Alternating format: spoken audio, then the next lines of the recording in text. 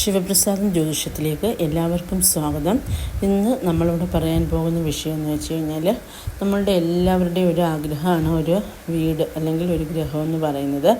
അപ്പോൾ അത് ഒരു സ്വപ്ന സാക്ഷാത്കാരം പോലെയാണ് ഓരോരുത്തർക്കും അവരവരുടെ ഭവനവും എന്ന് പറയുന്നത്. അതായത് അത് നമുക്ക് നമ്മുടെ കൈകളിലേക്ക് വരാൻ അതിൻ്റേതായ സമയങ്ങളും കാര്യങ്ങളും ഒക്കെ ഉണ്ട്. നമ്മൾ ചിലപ്പോൾ എത്ര ആഗ്രഹിച്ചാലും അത് നമ്മുടെ കൈവശം, അതായത് നമുക്ക് സ്വന്തമായിട്ട് കിട്ടണമെന്നില്ല. പക്ഷേ ചില സമയത്ത് നമ്മുടെ നല്ല സമയമാകുമ്പോൾ, നമ്മുടെ കാലമെല്ലാം അനുകൂലമാകുമ്പോൾ നമുക്ക് ഭഗവാൻ നമ്മൾ വിചാരിക്കാതിരിക്കുന്ന സമയത്ത് തന്നെ നമുക്ക് ആ ഭാഗ്യം, അതായത് ഗ്രഹം എന്ന സൗഭാഗ്യം ഭഗവാൻ കൊണ്ട് തരുന്നതായിരിക്കും. അതുപോലെ തന്നെ അപ്പോൾ ആ ഗ്രഹം നിർമ്മിക്കുന്നതിന് മുന്നേ തന്നെ നമ്മൾ അവിടെ വാസ്തുബലി അതുപോലെയുള്ള കാര്യങ്ങൾ ആ ഭൂമിയിൽ നമ്മൾ ചെയ്യേണ്ടത് അത്യാവശ്യമാണ്. അപ്പം വാസ്തുബലിയൊക്കെ ചെയ്തതിന് ശേഷം വേണം വീടിന് ഉള്ള മറ്റ് കാര്യങ്ങളൊക്കെ തുടങ്ങാൻ. അപ്പോൾ വാസ്തുബലി കഴിഞ്ഞു കഴിഞ്ഞാൽ അതിലും മുന്നേ തന്നെ, വാസ്തുബലിക്ക് മുന്നേ നമ്മൾ ഭൂമി മാതാവിന് വേണ്ടി ഒരു പൂജ ചെയ്യേണ്ടതാണ്.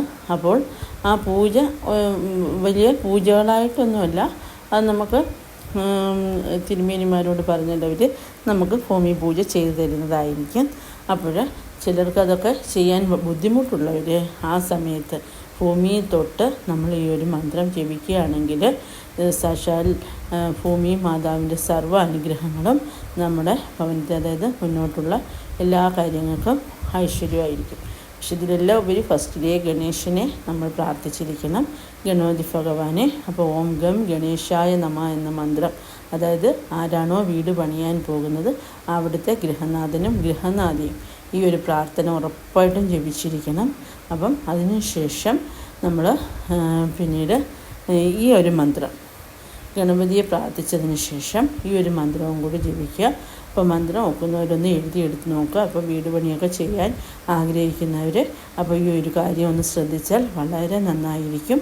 അപ്പം മന്ത്രം ഇതാണ്: ധരണി ഗർഭസംഭൂതം വിദ്യുത്തേജ സമപ്രഭം കുമാരം ശക്തിഹസ്തം ച മംഗലം പ്രണമാമ്യഹം ഋണഹത്രേ നമസ്തുഭ്യം ദുഃഖദാരിദ്ര്യനാശിനി നമസി ദ്വൈതമാനായ സർവകല്യാണകാരിണി ദേവദാനവ ഗന്ധർവ യക്ഷരാക്ഷസപന്നഃ സുഖം യാതി യതസ്മൈ നമോ ധരണി സൂനുവേ യോ വക്രഗതി ആപന്നോ നൃണാം ദുഃഖം പ്രയച്ഛതി പൂജിത സുഖസൗഭാഗ്യം തസ്മൈ ക്ഷമാ സൂനുവേ നമം എന്ന് പ്രാർത്ഥിച്ചു കൊള്ളുക.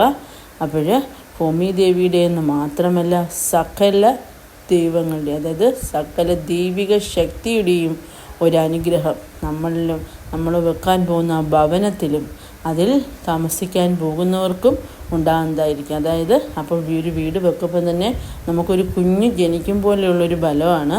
അപ്പോൾ ഐശ്വര്യമുള്ള ഒരു ഭവനം അപ്പം നമുക്ക് വരുന്നതായിരിക്കും. ആ ഭവനം നമുക്ക് എല്ലാ ഐശ്വര്യങ്ങളും ഭഗവത് കൃപയാൽ കൊണ്ട് തരുന്നതായിരിക്കും. ഇപ്പോൾ ജോലിയൊക്കെ ചെയ്തുകൊണ്ടിരിക്കുന്നവർ ചിലപ്പം ചെറിയൊരു ജോലിയിലായിരിക്കും, അന്നേരമായിരിക്കും നമ്മൾ വീടിന് കല്ലിടിയിലും പണിയൊക്കെ നടത്തുന്നത്.